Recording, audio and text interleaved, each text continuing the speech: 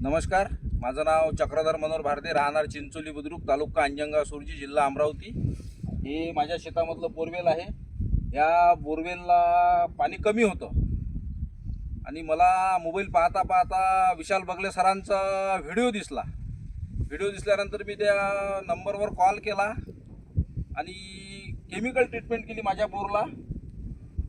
Chemical treatment केल्यानंतर पाण्याचा 25% असा फरक पडला। 25%नं पाण्यामध्ये वाढ झाली।